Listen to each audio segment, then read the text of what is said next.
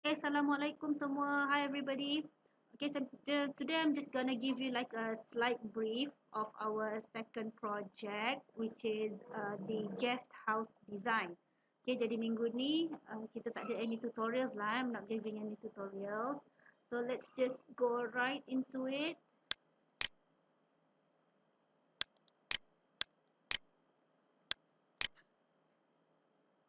Okay, I'm using this because I want to use the highlight. Okay, so the second project, this is the final project lah. It's a guest house design. Okay, the first project that we did was a hamster home kan. Okay, it was a successful project. Okay, I'm quite happy with all the results. InsyaAllah semua akan dapat markah yang baik. So the second one is a guest house design. Lebih kurang macam hamster home, tapi your client for that one is the hamster. So this time it's gonna be real people. Okay, so your uh, your client tu orang yang sebenar lah. They're gonna be real people. Okay, so welcome to your main design project, which is the guest house design.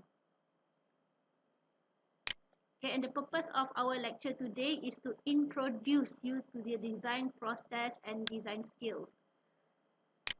Design process and the design skills that are required in order to develop a good design proposal. Okay, jadi kali ni saya cuma I'm just going to give you some introductions on what I'm going to need, what are the requirements for you to do a successful final project. Okay, so I'm going to go through on the design process and the design skills yang diperlukan. So this is the design process and it can be a daunting task. Okay, memang dia akan leceh, daunting sikit. However, it can be a deliberating and fulfilling experience if you follow the simple 3 stages process laid down here.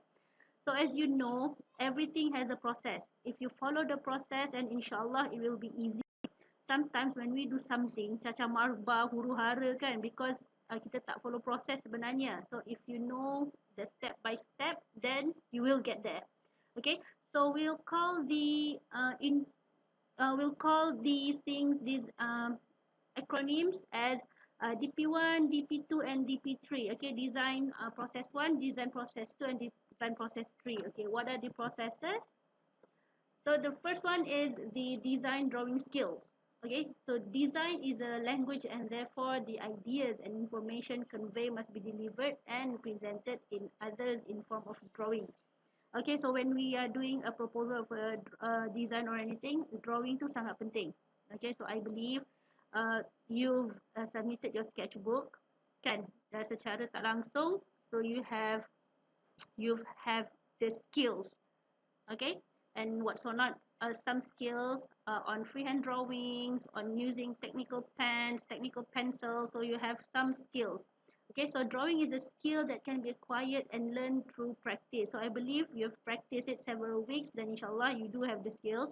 Just like any skill based knowledge like sewing and cooking, drawing skills may be easy to some and can be strenuous to some, tapi if you practice it every day, lama-lama you boleh buat. Okay, it's just that you need some practice. Okay, then just bear in mind that drawing skills is not only meant for those gifted with skills. Okay, dia bukanlah mata-mata macam you ada bakat, tapi anybody can do it. Everybody who is anybody, okay, can be a skilled person. Okay, asalkan you are willing to practice, you are not gonna give up easily, and you ada perseverance. Okay, you ada keinginan untuk berjaya lah. So whatever it is, don't give up in anything. So this presentation will show you the types of drawing skills that you need to acquire based on the expected output drawings. Okay. Moving on to the next slide. Okay, so this design process, okay, expected output drawings and drawing skills. What are drawing skills required? Okay, for DP1, site analysis. Okay, first of all, kita akan berikan you a site analysis. Okay, the plan was kita pergi ke rumah anak yatim, betul kan? Tapi since the COVID-19 ni lah, so we don't have the access ke sana. Okay, unfortunately, tapi tak apa. Jadi the site analysis kita akan give you the details of the site. Okay, we're going to give you the details of the site, and then you're going to have to do the site analysis. How? Okay, nanti kita akan terangkan satu demi satu. And as we agreed, and everyone of you agreed, there's going to be groupings. Then in one group, there's going to be 4 to 5 students each. Okay, in one group. Okay, jadi nanti the site analysis is a group work. Okay, so everybody have to participate, everybody have to contribute, okay, to your final design. Okay, so site analysis, what are expected from this site analysis is the site analysis plan and section, the key plan and the location plan. I believe dalam the hamster tu pun kita ada buat kan, tapi yang in a small scale punya. So this one we're going to make it like the real one lah. Okay, and the drawing skills required is the 2D site plan drawing skills to scale and site sketches.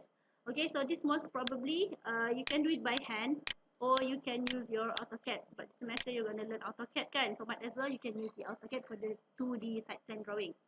Okay, then the second design process is the conceptual and schematic design. Okay, apakah dia? What are we going to need for this? It is a conceptual floor plan, all the elevations, the sections, exterior perspective, and the schematic floor plans, elevation, all the drawings lah, all the technical drawings that you've drawn when you were in semester 1. Kan? You have the floor plans, the plan, the elevations, the roof plan, and everything else. The sections, if you still remember. Kan? So those are the things that we need also for this final project. Okay, what are drawing skills? Still the same, most probably AutoCAD. Okay, and section sketching skills and 3D isometric or perspective sketching skills. Okay, so kemungkinan besar for this one, for the 3D plans, for the 3D perspective views, we can use 3D SketchUp. Okay, a software called 3D SketchUp.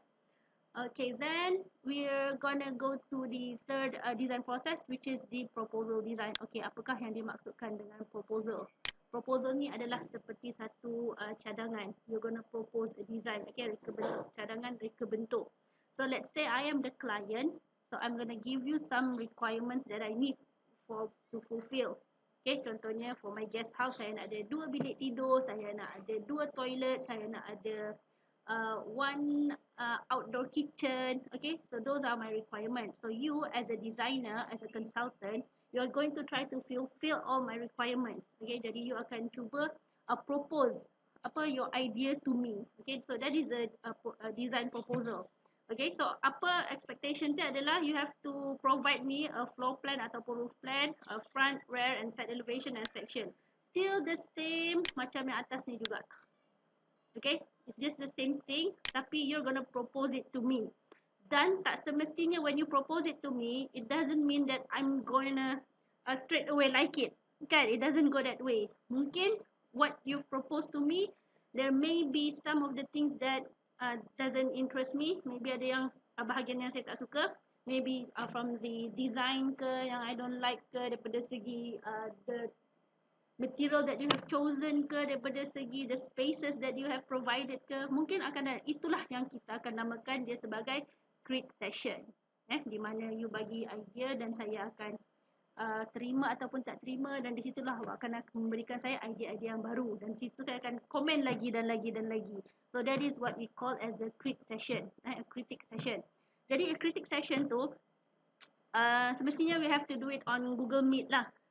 So let's say per group ada 5 orang, so termasuk saya there's gonna be 6 people. Jadi we're gonna meet in Google Meet. Okay, so that is the time where we're gonna do face to face online. Okay, so macam all these lectures ke, all these briefings ke, I can just record it and just give it to you like this. Tapi yang paling penting adalah quick session. Okay, jadi for the proposal design, what do we need? Apa yang kita perlukan? Still the same as this one juga. Okay, so I need 2D and 3D technical drawing skills, either using manual drawings or CAD software ataupun SketchUp ataupun Revit. But Revit I believe kita tak belajar lagi, but AutoCAD yes, you're gonna learn it, kan? And also SketchUp. SketchUp kita akan cuba dapatkan. Nanti akan ada Sis Nisa, pembantu Puan Rohimah akan bantu kita untuk SketchUp. Okay, moving on. So this week it is basically just a review. a review, just a preview of overall learning process yang that you are going to need to acquire in order to conduct this project online. Okay, because kita memang bukan jarang, memang kita never did it online before, because usually kita face to face, kan, kita meet berhadapan. Tapi since it's like this, so we just have to make it a successful project lah. Then so this is the online approach. So detailed description of the learning process we'll go through together from week 5 to week 13 onwards, insyaAllah. Okay, thank you. Jadi setakat saja the briefing. So I really hope that if there's anything that you want to ask ke apa, you can just WhatsApp me, just leave me a voice note ke anything. Okay, I will surely reply lah, insyaAllah. Okay, so maybe if you don't understand ke apa-apa, you can just rewind balik je lah tengok benda ni Okay, and then one more thing. So this thing is in the future, and please leave a comment below, because if you don't leave a comment below, UiTM dia tak boleh nak track the student participation. So it is important. Okay, it's important for you and important for me. So after you dah dengar all the videos, you just letak komen dekat bawah tu, maklum ke, noted ke, thank you ke, whatever it is lah. Okay, you just put it down there, jangan kau mencarut sudah lah. Okay, alright. Okay, thank you very much people. See you again in the next video. Bye.